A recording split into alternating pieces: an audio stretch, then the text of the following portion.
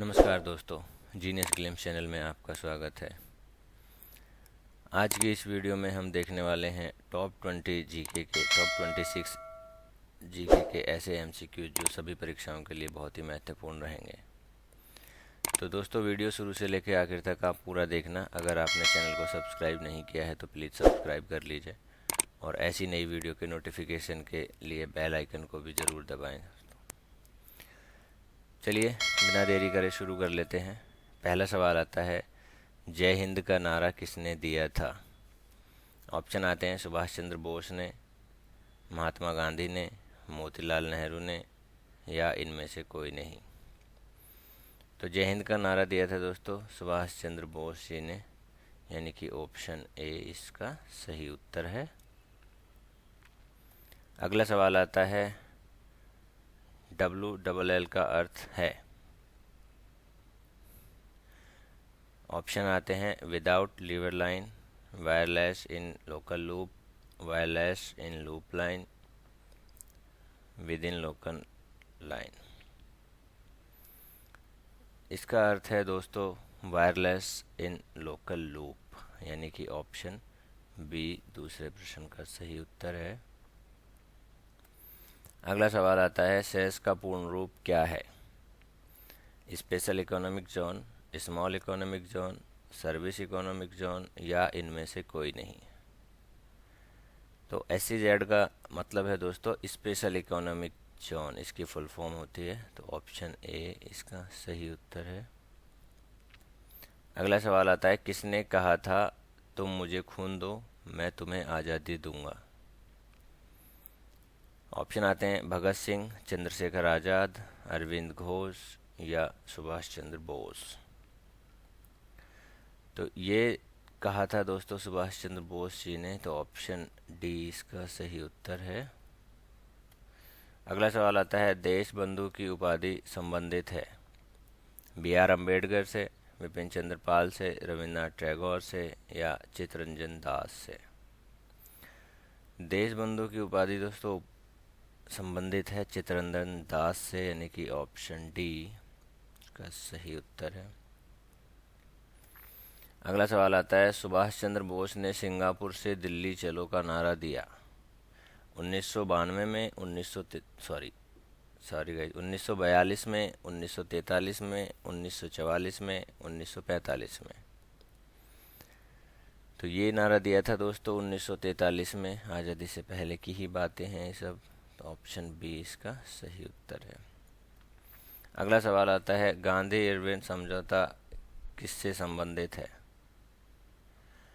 सविनय अवज्ञा आंदोलन, असहयोग खिलाफत आंदोलन, रॉकेट आंदोलन, भारत छोड़ो आंदोलन।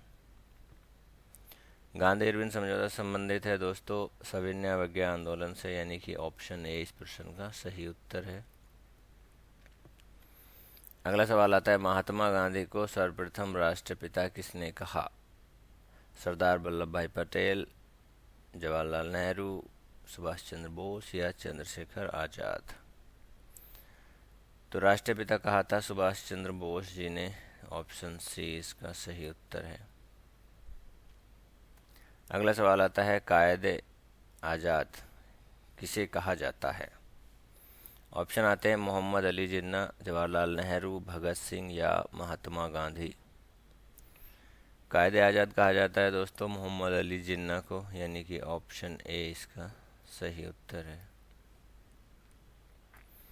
अगला सवाल आता है, चौरी चौरा नाम प्रसिद्ध स्थल कहाँ स्थित है? गोरखपुर, आगरा, इलाहाबाद या लखनऊ। तो चौरी चौरा स्थल स्थित है दोस्त गोरखपुर में, यानी कि ऑप्शन ए इसका सही उत्तर है। अगला सवाल आता है, किसने कहा मध्य रात्रि के टकोर पर जब संसार सोता है भारत अपने जीवन व स्वतंत्रता के लिए जाग उठेगा? जवाहरलाल नेहरू ने, महात्मा गांधी ने, भगत सिंह ने या राजेंद्र प्रसाद ने। तो ये लाइनें हैं दोस्तों जवाहरलाल नेहरू जी की, यानी कि ऑप्शन ए इसका सही उत्तर है। अगला सवाल आता है, who lives if India dies किसकी उक्ति है? ऑप्शन है जवाहरलाल नेहरू, महात्मा गांधी, भगत सिंह या इनमें से कोई नहीं। तो ये भी दोस्तों जवाहरलाल नेहरू ने ही कहा था, तो ऑप्शन ए इसका सही उत्तर है। अगला सवाल आता है, पंजाबी भाषा किस लिपि में लिखी जाती है? देवनागरी, सिंधी, गुरुमुखी या इनमें से कोई नहीं। पंजाबी भाषा लिखी जाती है दोस्तों गुरुमुखी में, यानी कि ऑप्शन सी। अगला सवाल आता है, किस लिपि को सभी लिपियों का जन्मदाता कहा जाता है? खरोष्टी, ब्राह्मी, मौड़ी या नागरी? सभी को कहा जाता है दोस्तों ब्राह्मी, यानी कि ऑप्शन बी। अगला सवाल आता है, किस काल की लिपि को चित्रकार लिपि कहा जाता है? सिंधु काल, वैदिक काल, गुप्त काल या मौर्य काल? चित्रलिपि थी दोस्तों सिंधु काल में, तो ऑप्शन ए की लिपि को चित्रलिपि कहा जाता है। और अगला सवाल आता है, जैन सूत्र में कितनी लिपियों का उल्लेख है? 8, 12, 18 या 21? तो जैन सूत्र में टोटल 18 लिपियों का उल्लेख है, यानी कि ऑप्शन सी। अगला सवाल आता है, बौद्ध ग्रंथ ललित विस्तार में कितनी लिपियों का उल्लेख है? 19, 27, 64 या 89? तो इसमें दोस्तों 89 लिपियों का उल्लेख है, यानी कि ऑप्शन डी इसका प्रश्न का सही उत्तर है। अगले सवाल पे चलते हैं, अशोक के शिलालेखों की क्या लिपि है? अशोक के शिलालेखों की क्या लिपि है? देवनागरी, गुरुमुखी, खरोष्टी या ब्राह्मणी? तो इसकी है ब्राह्मणी, यानी ऑप्शन डी इसका सही उत्तर है। अगला सवाल आता है, भारत की तीसरी सर्वाधिक बोली जाने वाली भाषा है? तेलुगु, बंगला, मराठी या तमिल? तो तीसरे नंबर पे आती है दोस्तों तेलुगु, यानी कि ऑप्शन ए इसका सही उत्तर है। अगला सवाल आता है, चोल शासकों की भाषा क्या थी? तमिल, संस्कृत, कन्नड़ या तेलुगु? तो चोल शासकों की भाषा थी दोस्तों तमिल, ऑप्शन ए 20वें प्रश्न का सही उत्तर है। अगला सवाल आता है, हिंदी भाषा भारतीयों का प्रतिशत लगभग कितना है? 50%, 40%, 45% या 55%? तो हिंदी भाषा का परसेंट आता है दोस्तों 40%, यानी कि ऑप्शन बी। अगला सवाल आता है, भारतीय भाषाओं में हिंदी के बाद विश्व की कौन सी भाषा अधिकतम बोली जाती है? मलयालम, तमिल, तेलुगु या बंगला? तो उसके बाद बोली जाती है बंगला, यानी कि ऑप्शन डी। अगला सवाल आता है, गोवा की स्वीकृत राजभाषा है? कोंकणी, गुजराती, मराठी या पुर्तगाली?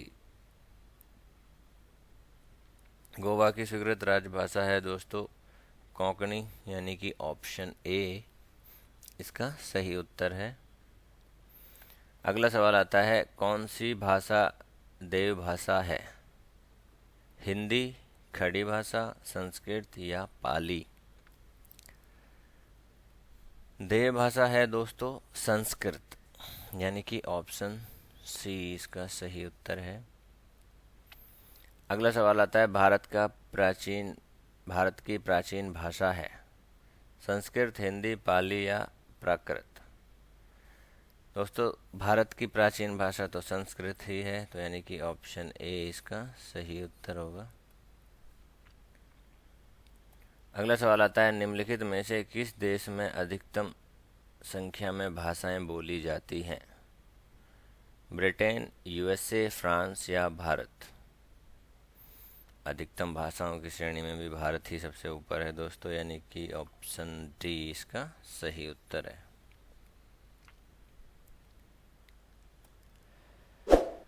आशा है दोस्तों वीडियो आपको पसंद आया होगा।